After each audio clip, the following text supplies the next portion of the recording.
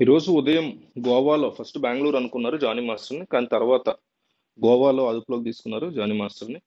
ఆయన మీద వచ్చినటువంటి అలిగేషన్స్, లైంగిక వేధింపులు, ఆ అమ్మాయి మైనర్‌గా ఉన్నప్పుడే తన సబార్డినేట్‌గా జాయిన్ అవ్వడం, అదే టైంలో ముంబైలో ఆమెను ఒక హోటల్‌లో తీవ్రంగా లైంగిక వేధించడం, తర్వాత పెళ్లి చేసుకోమంటం, మతం మార్పిడి చేయమని బలవంతం పెట్టడం. జానీ మాస్టరే కాదు, ఆయన వైఫ్ కూడా "నువ్వు పెళ్లి చేసుకోవాలి నా మొగుడిని" అంటూ చాలా తీవ్రంగా హెరాస్ చేసేవారని ఆ అమ్మాయి చెప్పడం.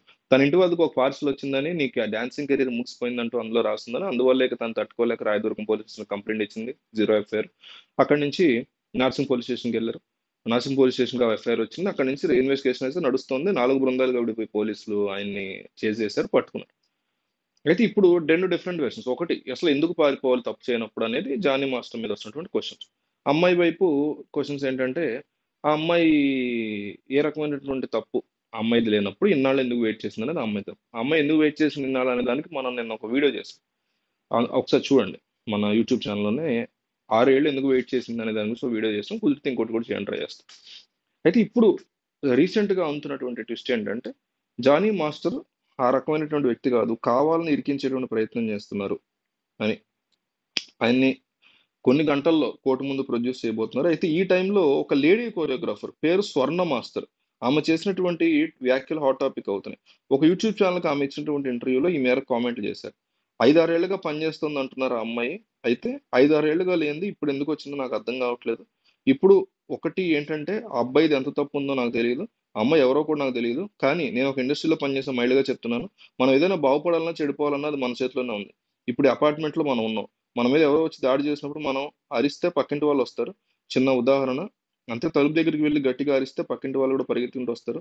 నువ్వు సైలెంట్‌గా ఉంటేనే కదా ఏమీ తెలీదు. కానీ రేపంటూ మనం ఏదో ముద్ర వేసి మనం మాట్లాడడం అనేది ఇన్నాళ్ళు జరగనిది ఇప్పుడు జరుగుతుందంటే ఎందుకో నాకు ఇది తేడాగా అనిపించింది చెప్తున్నాను. ఫిల్మ్ ఛాంబర్ వాళ్ళు కూడా ఈ విషయం మీద కనుక్కోమని చెప్తున్నాను. వాళ్ళు త్వరగా కనుక్కొని చెప్తే మంచిది. ఎందుకంటే ఒక అబ్బాయి కెరీర్ ఉంది. అక్కడ అబ్బాయి ఎవరో నాకు సంబంధం లేదు. నేను ఎవరైనా బాగుండాలని కోరుకుంటాను. ఆ అబ్బాయికి ఇప్పుడే నేషనల్ అవార్డ్ వచ్చింది, బాగున్నాడు. మేబీ అతని మీద జెలసీతో ఎవరైనా చేస్తున్నారా? వాళ్ళది అనుకునండి. దొరకనప్పుడు వేరే యాంగిల్‌లో ఏమైనా చేస్తున్నారని. ఆహ్, జెలసీతో చేస్తున్నారా? లేకపోతే అతను ఇప్పుడే నేషనల్ అవార్డ్ వచ్చింది కాబట్టి చేస్తున్నారా కుట్రపూరితంగా అనేది ఈవిడన్న లాజిక్ బానే ఉంది గానీ, కరెక్టే ఆవిడ లాజిక్ అక్కడి వరకు.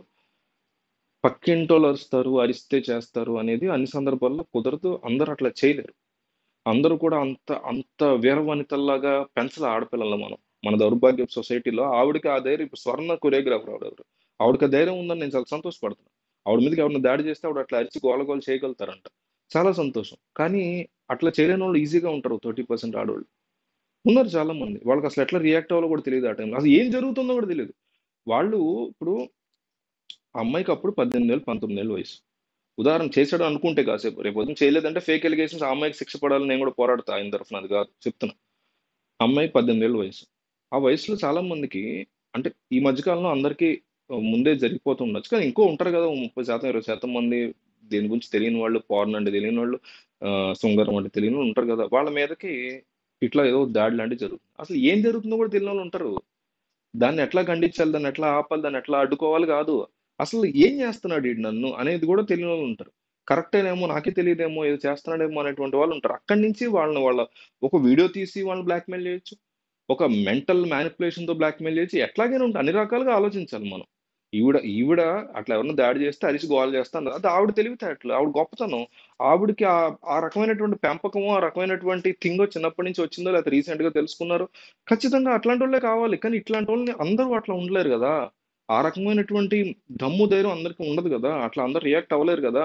డెఫినైట్‌లీ అవ్వాలి. కానీ దానికి తగ్గట్టు మన సొసైటీలో ఒక నార్మ్స్ ఉన్నాయి. ఈరోజు ఎన్ని స్కూల్స్, ఏ స్కూల్ కాదు కొన్ని స్కూల్స్ ఉన్నాయి.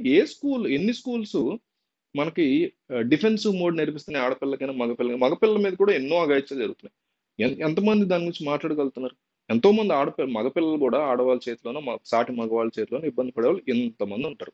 మనం మాట్లాడుకుంటూ ఉంటే అబ్బాయిల మీద కూడా జరుగుతుంటాయి. దాని గురించి ఎంతమంది మాట్లాడుకుంటారు. కాబట్టి మనం ఏది జనరలైజ్ చేయకూడదు. ఖచ్చితంగా ఏది నిజం అనేది పోలీసులు బయటపెట్టే వరకు వెయిట్ చేయాలి. వాళ్ళు బయటపెట్టిన దాంట్లో ఏమైనా తప్పులు, తడకలు ఉన్నప్పుడు దాని గురించి కూడా మనం క్వెషన్ చేయాలి. అంతేగాని ఇన్నాళ్ళ పాటు ఎందుకు ఇవ్వలేదంటే దాని గురించి ఒక వీడియో చేశా. ఒకసారి మన ఛానెల్‌లో చూస్తే బావుంటది మనం గూడా.